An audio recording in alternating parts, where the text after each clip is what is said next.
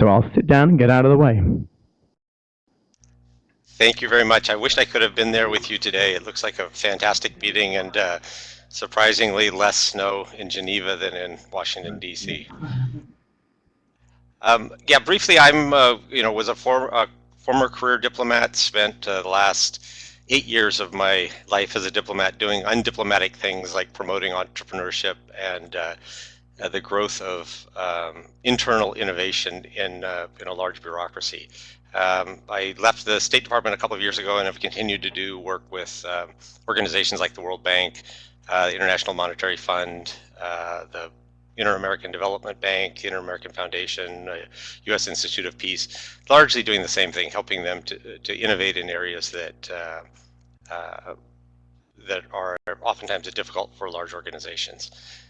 So what I'm going to focus on today, oftentimes you go to a speech and somebody gives you this great presentation about what they're doing now. And then 5 or 3, 4 years into the future, you wonder, how is that going? How is that wonderful innovation that we heard about doing today? And so what I'm actually going to do is give an unvarnished view of this effort within the State Department under the auspices of the Office of eDiplomacy, which I headed for 4 years, to try to get the State Department to communicate better internally. So how can we use a lot of these wonderful connection technologies that we so often use and think about in external communications to work internally? So this is a little bit of an autopsy of what has worked, what didn't work, and why, and hopefully being as honest and as possible. So let's just jump right in. Again, what I'll be looking at, and no effort to rewrite history. If something failed, I'm happy to take a bullet for that. What led to the State Department and starting the Office of eDiplomacy? Actually, it was, while I served under Secretary Clinton, it was actually Secretary Colin Powell who launched the Office of eDiplomacy. And there's nothing begets success like failure. And the tipping point for the State Department to move into looking at how we could communicate better were 3 very huge failures. First was the 1998 bombing of the American embassies in East Africa. And subsequent to that, a blue ribbon panel pointed out that the State Department needed to do a much better job of sharing information and knowledge among the foreign affairs community. Of course, 9/11, which we all remember as a tragic event and also an indicator of a lack of coordination, where different agencies inside the U.S. government didn't know the pieces that they could have put together to perhaps have kept that from happening.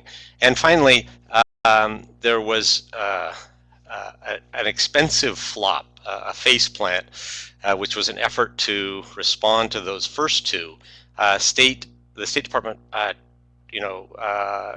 put in, I think, spent $11 million trying to do a hierarchical command and control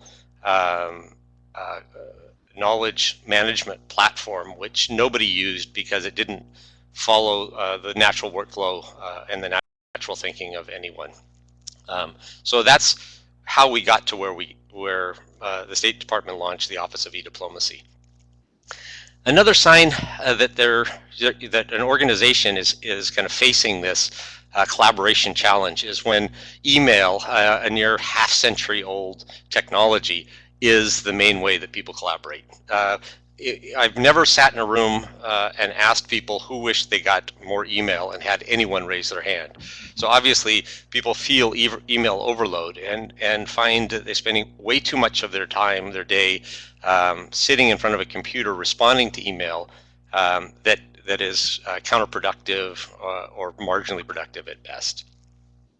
So when you think of the way people communicate, there's everything from, as this slide indicates, asynchronous to synchronous. So asynchronous are things like email, where one person sends something and at some future date somebody responds, to synchronous, like this presentation that I'm making, where people can immediately respond and I can then respond to them, and it's a virtual dialogue. So if a clogged inbox takes in more of your time than you'd like, there's an opportunity for doing some more kind of creative work in looking at how you share information internally.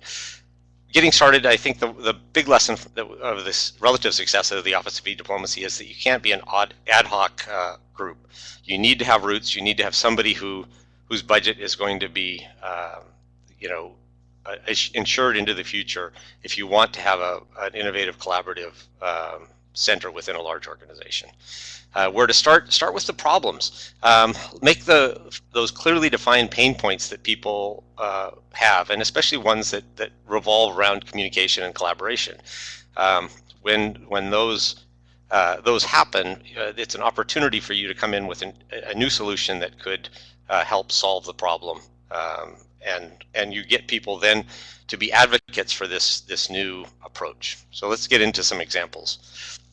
One, and this is I think by far the most successful platform that came out of the Office of eDiplomacy, was Diplopedia. And Diplopedia is built on the standard,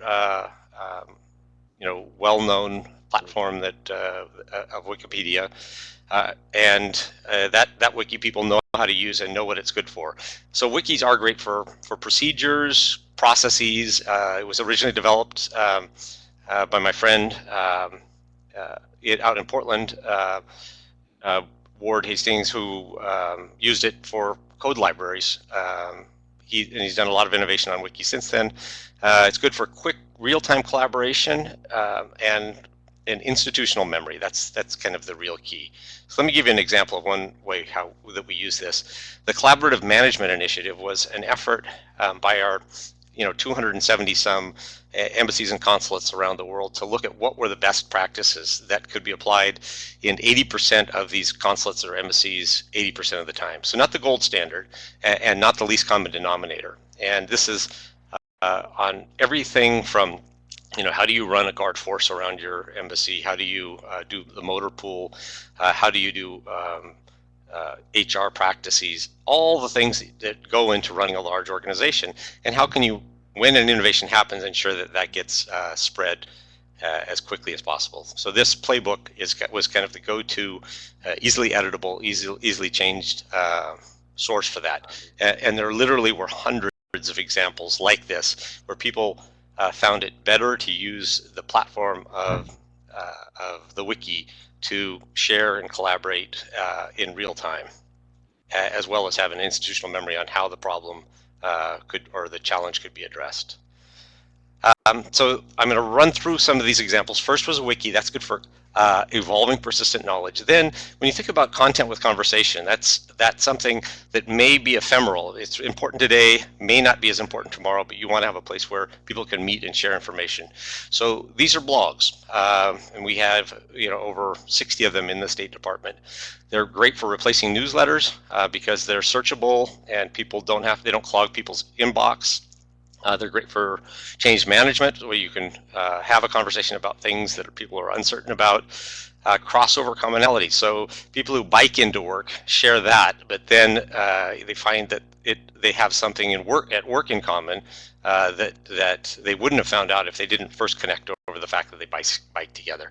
It humanizes leadership, and it also gives an on-ramp for people who usually don't have an opportunity to collaborate or don't feel like they're invited into collaboration. So here's just an example. This was a social media hub. Again, this is, think back 5 or 6 years ago when the use of social media was still, people were uncertain. They didn't want to tread into it and get in trouble. They wanted some guidance on what worked and what didn't work. And this was a place where, ambassadors, deputy chiefs of mission, people who weren't in public affairs or public diplomacy, but still wanted to engage using social media, they could ask their questions, see what their peers were doing, get some ideas on what to watch out for, to give them more confidence in doing it. Again, we had 60 some of these blog-based platforms for people to collaborate. Again, everything from people who bicycle to work to Iran watchers to the impact of Africa or of China and Africa. The next, we've gone from first wikis, then which is evolving persistent knowledge, blogs which are content with conversation. Next, ideation, which is where ideas can spring up and people in power can look at those, and decision makers can decide whether they want to put resources behind the idea, and they can understand that by voting and comments how popular those ideas are. So this is a double-edged sword, because it's easy for and I think, you know, to arguably say that this has happened somewhat at the State Department, where Secretary Clinton launched the Secretary Sounding Board, and over time it's become a place more where people can complain about things that aren't working rather than seek solutions, and there hasn't been as much management follow through as we had initially hoped. But it is still going strong. This is what it looks like, and some of the success stories were things I had mentioned earlier. Bicyclists. There were a lot of people who biked into the State Department, but one of the things that restricted the number of people bicycling in was that the bike racks were very distant from the showers, so people had to walk in their spandex bike shorts, you know, a long way through the State Department, you know, coming into contact with assistant secretaries and deputy assistant secretaries, and they said, you know, they didn't want to risk their reputation by doing that. So what people said is, why don't we just put some showers right next to the bike racks? And sure enough, we did that and doubled ridership. You know, the number of people bicycling into the State Department. Okay, so next we've gone from wikis to blogs to ideation platforms. Now we're going to internal networking platforms where you can develop your own profile, highlight the work that you're doing, and develop, you know, as Reid Hoffman at LinkedIn says, your personal brand. And so this is kind of a platform that looks like LinkedIn meets Twitter. It's the way digital natives work. You can create your personal profile, which shows your expertise not just in your current job. So you may be working on intellectual property rights in your current job, but you also have a lot of experience working on you know, a variety of other areas, and you want that to be apparent to people. You can form groups on the fly. You can link to your work output, and you can kind of make serendipity happen, where you're more likely to identify somebody who you don't know who needs the information that could help you successfully complete your task. So this is what it looks like. Corridor, again, looks a lot like LinkedIn. You know, LinkedIn meets Twitter. That's kind of a Twitter fall in the center, and I think there are probably 22,000 people have actually signed up for this at State Department, which is that's about half of the professional staff. But unfortunately, probably only 16% of those are active users. So while it's had some success, it hasn't become ubiquitous enough to become necessary for doing your job day to day, which is really what would ensure that it was taking advantage of the network effect. So now this is one of the things that one of the creations that I thought would be the most useful is a kind of a Google Reader internally. So this is an answer to Clay Shirky's challenge, which is, you know, do we have information overload? No, we have filter failures. And we thought we had created the filter, you know, the killer filter app. This was like Google Reader, where you could curate both internal and external sources. So you could take the tens of thousands of internal cables, and as well as internal memos and internal sources of information, curate based on code words, just like you would do for Google Alerts, as well as external sources. So you could kind of tee up exactly what any decision maker needed quickly. And you know, we just were so excited about this, and there were some pretty interesting uses of it, but it never kind of crossed the boundary from you know, from a small cadre, probably of 300 users a month. So while we thought it was a wonderful initiative and innovation, unfortunately it wasn't able to catch on. So this is kind of what it looks like. You would have the specific articles teed up for you, and then the little red circle on the right would allow you to share this on Corridor. So again, you take all this information out of the email inbox, as I indicated initially, and then you're able to share on the platforms that exist. So again, integration, but unfortunately not broad adoption. Another innovation that we had was the Virtual Student Foreign Service. This is an e-internship, and we had kind of two sides of it that I worked strong to develop. First was the virtual internship that was a 7-month duration. The other was a micro volunteering or micro tasking, where you could just have a discrete task. The micro volunteering we successfully piloted. We were never able to get that fully approved, but the e-internship was and is wildly successful. Last year, the Virtual Student Foreign Service e-internship had actually 16 or 15 other U.S. government agencies jumped on and wanted to have e-interns working for them as well. There were over 340 projects. 500 plus e-interns were chosen from nearly 3,000 applicants. Tremendously powerful, and oftentimes people thought, well, we'll get the interns to do the grunt work that we don't really want to do. Actually, what they found is the e-interns were doing the work that nobody else in the government could do. A quick example, we had a newly created Office of the Chief Economist, reporting directly to Secretary Clinton. High-profile position, but with little resources.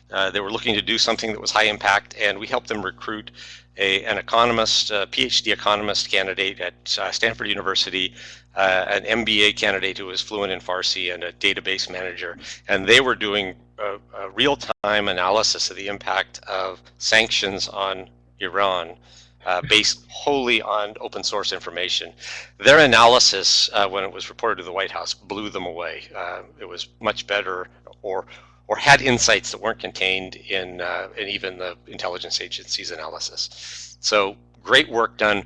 I love to quote Bill Joy, who's the founder of, or was one of the founders of Sun Microsystems, who says, Joy's law says no matter who you are, the brilliant people work for somebody else. And the way to tap into those is with things like e-internships. Finally, we did a microtasking platform. This was done, I hired two presidential management fellows. These were these super geeks that were brought in by the White House to develop a platform for collaboration. This was CrowdWork platform, is open for all of government to use. Anybody can go to it. You can, it's called Midas. You can go and download the software. It's open source software, and it's an opportunity to have freeform groups identify a challenge, build a team, and manage the outcome, all without those people having to have met face to face. This was piloted at our embassy in Mexico to some pretty important success, and unfortunately didn't find an institutional home in the State Department. So it's, regardless of the success, has not been picked up. So let me give you just an honest scorecard on the things that we did, the innovations that we did. Diplopedia, I think, is a raging success. Communities at State continue to be successful. The sounding board, again, I believe is kind of the ideation platform, because not enough of the ideas are being picked up. And frankly, I think one of the challenges is rather than starting with the idea, maybe it's better to start with the problem. And some platforms are now moving with, what is your problem? What is the thing that you're trying to solve? And then let us think about the solution. So you crowdsource the solution versus starting with, because large organizations, oftentimes people aren't, not part of their job description is to create new ideas. So starting with a problem, and there's some platforms that take that approach, which might be a little better, more transparent. Corridor, again, I think small, small but important impact, but not the network effect that needed to make it ubiquitous for work. CrowdWorks, again, successful, but not successfully piloted, but not institutionalized. And the current, that was that the filter failure solution, unfortunately, while it worked well, didn't get picked up.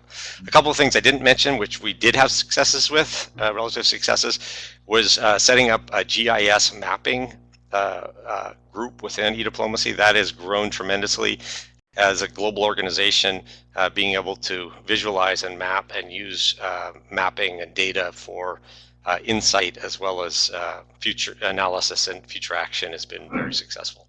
And our internal search, it continues to be pretty good, although we have some technical barriers because of SharePoint and the difficulty of integrating search with SharePoint. So just parting thoughts, institutionalization is difficult. You always have to focus on the end user, and if the end user doesn't pick up like with the example with our the answer to filter failure, if the end users don't pick it up, no matter how great you think it is, it didn't meet its need. You need leadership's active participation, and you really can't predict the future. Things that look great today or get some traction today may not be there tomorrow, and your successor may have a different focus than you have, so you can't really reach beyond your own personal mandate. If you'd like to read more about what we were doing in eDiplomacy, here's a link to an article by Fergus Hansen at the Brookings Institute, which went into some detail on eDiplomacy at the State Department. It was a couple of years ago, and I think Fergus is looking maybe to do an update. I'm going to see him next week. And finally, this is my contact information if you have questions, or if you want to don't want to criticize me publicly, but would like to provide some comments, you can direct them to me. I'm thick-skinned and would be happy to hear the truth. I hope that that this has been helpful, and I would be happy to take, if there's any time, if there's enough time, take any questions.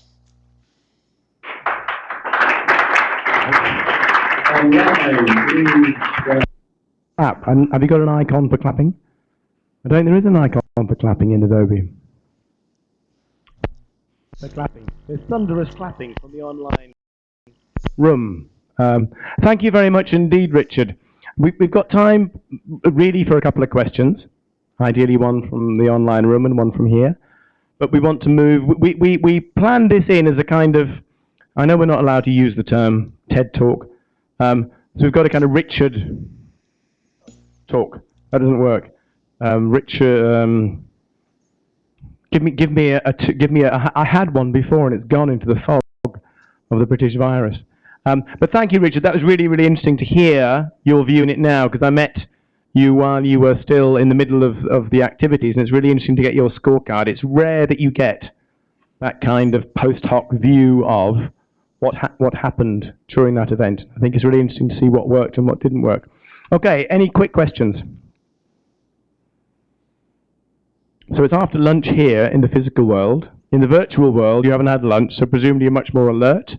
Any questions from the online room? One question. Hi, Richard. Ernesto from the ICRC. I was wondering, what is the difference between the communities at State and Corridor? The thing that you said, LinkedIn plus Twitter. What was the communities at State? I don't think you really talked about them. Okay. Yeah, thank you. I'd be happy to clarify that. Communities at State really were our blogs. So what you could say, I can give an example. There was one that was dedicated to where both spouses were foreign service officers and have unique challenges, both in managing their career, managing their family, addressing family issues. So it was an opportunity to have a conversation around a specific issue. We also had the opportunity, once we formed the corridor, which is focused more around your personal profile. So the personal profile allows you to say, this is my expertise, these are my language, this is the language that I speak, these are the places that I've worked, these are the areas of my kind of work expertise. And the idea was that you could go into Corridor and let's say, use just making the example up that, an important Russian businessman is in Mexico City and wants to swing by and see the ambassador to talk about some issue, and the ambassador quickly wants to find out who in the embassy speaks Russian and knows a little bit about economics or business. Well, if everybody had their corridor profile filled out, you could quickly look in and say, who among our a couple of hundred employees or diplomats in Mexico speaks Russian and has worked as an economic or commercial officer. So it's an expertise finder. And then and again, I always think of diplomats. We change our jobs so often, and you think of our expertise as a stack of business cards, but the people only can see the top business card. And what we wanted Corridor to do was to kind of fan those business cards out so that all the expertise of your career was apparent. And we did eventually link Corridor to communities, so that when you commented on something in communities, you could link back to your profile, and vice versa. If you made a comment or a contribution in a community, it would link back to your to your profile. So it's kind of like LinkedIn has done, has integrated in a lot of kind of blog type qualities today. We had those as two separate platforms integrated and linked. Thanks very much. Quick question from Stephanie Bory, then we'll have to move on. What platform was the sounding board? Was that a website or a blog type? So sounding board, we actually built. It was an ideation platform. I can remember the day that Secretary Clinton announced at a town hall that this was on a Wednesday, by Friday she would have a sounding board for people to submit their ideas, and we thought, wow, that's really cool. I wonder who's going to be putting that up. And right after the town hall was done, we got a call saying, by the way, can you get that thing up by Friday? So we built the first sounding board, was built on a blog platform. It was the platform that we were using at the time was movable type. That was kind of the industry standard. We've since, like the rest of the world, moved on. So initially it was very simple. It was a place for people to put ideas. It had no analytics in the back.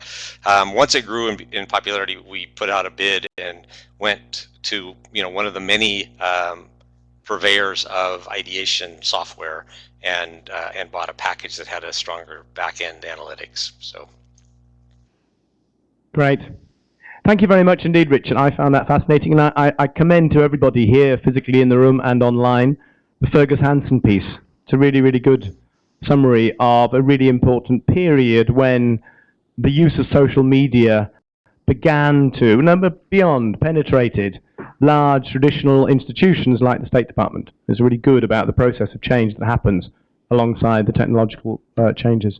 So another round of applause for Richard. Thank you very much. Hope you make it over again some other time.